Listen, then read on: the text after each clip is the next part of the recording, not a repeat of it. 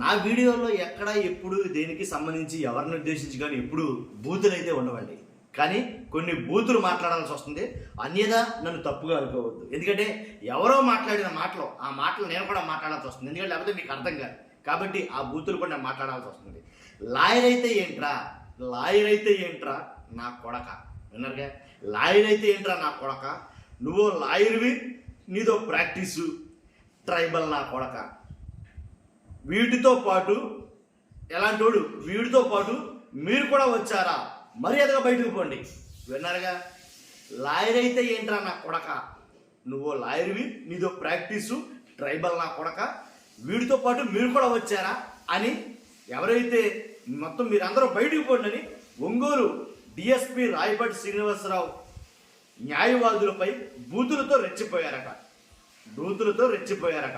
ఎందుకంటే ఆదివారం చోటు చేసుకున్న ఈ ఘటన ఎలా జరిగిందంటే, ఒంగోలు శ్రీనగర్ కాలనీ 4వ లైన్లో వినాయక చవితి సందర్భంగా కాలనీకి చెందిన ప్రజలు వైఎస్ఆర్సీపీ సానుభూతి పరులు అవడం, దాంట్లో మొమ్మట్లేదు.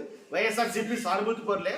వాళ్ళని పోలీసులు అనుమతి మేరకు ఆదివారం ఉదయం 9 గంటలకు వినాయక నిమజ్జనం ఊరేగింపు చేపట్టారు. వినాయక నిమజ్జనం ఊరేగింపులు జరుగుతున్నాయి కదా, ఆ ఊరేగింపు చేపడితే మాజీ సీఎం వైఎస్ జగన్మోహన్ రెడ్డి పాటలు పెట్టారని, మాజీ సీఎం వైఎస్ జగన్మోహన్ రెడ్డి గారి పాటలు పెట్టారని అదే అక్కసుతో పోలీసులు అడుగడుగున అడ్డుకున్నారంట. ఊరేగింపు కర్నూలు రోడ్లోని ఫ్లైఓవర్ బ్రిడ్జ్ వద్దకు చేరుకోగా ట్రాఫిక్ ఎస్ఐ కానిస్టేబుల్ ఊరేగింపును అడ్డుకున్నారు. విగ్రహం ఉన్న వాహనాన్ని ముందుకు కదలకుండా ట్రాక్టర్కి అడ్డంగా నిలబడిపోయారు. దీంతో పోలీసులు పార్టీ కార్యకర్తల మధ్య ఒక తోపులాట అనేది జరిగిందంట.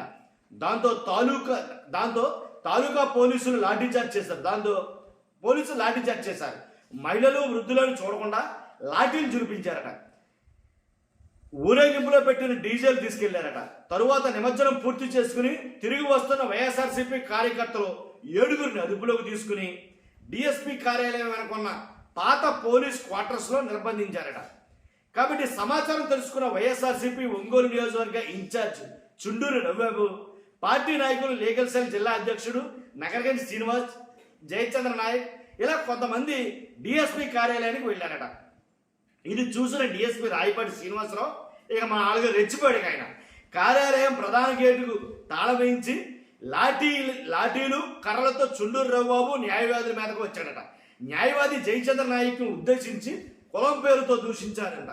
న్యాయవాదులైతే ఇక్కడేం పని, బయటకు దెమ్ అనే భాష మాట్లాడి బూతులు లంఘించుకోవడం మొదలెట్టాడు. ఆయన పార్టీ కార్యకర్తలను పరామర్శించడానికి వచ్చిన వైఎస్ఆర్సీపీ నియోజకవర్గ ఇన్ఛార్జ్ చుండూరు రవిబాబు, న్యాయవాదులు నగరికంటి శ్రీనివాసరావు, జయచంద్ర నాయక్, షేక్ హిదాయాలతో పాటు మరో 2 న్యాయవాదులపై పోలీసు విధులకు ఆటంకం కలిగించినట్టు కేసు నమోదు చేశారట.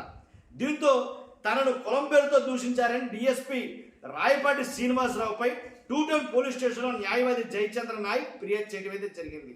కాబట్టి ఈ ఘటన ఆ నగరంలో సంచలనం సృష్టించిందని చెప్పాలి. చాలా చోట్ల ఇలాంటివి అయితే కనుక జరుగుతున్నాయి. కాబట్టి ఇది ఎంతవరకు సమంజసం అని అంటే కనుక, ఇప్పుడు జగన్మోహన్ రెడ్డి గారు పాటలు పెట్టుకుంటే తప్పే ఉందండి.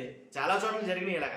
వినాయక నిమజ్జనం ఊరేగింపుల్లో భాగంగా కొన్ని చోట్ల కొంతమంది వైఎస్ఆర్సీపీ సానుభూతి పరులు కావచ్చు, ఒకవేళ అనుకోకుండా ప్లే చేసినా సరే, జగన్మోహన్ రెడ్డికి సంబంధించినటువంటి ఆ పాటలు ఏవి ప్లే చేసినా సరే చాలా అభ్యంతరాలు తెలిపారు అనేది కనుక చాలామంది మాట్లాడతారు. కాబట్టి అది పెట్టడం తప్పే ఉంది. అన్ని పాటలతో పాటు ఆ పాట కూడా సహజమే కదా.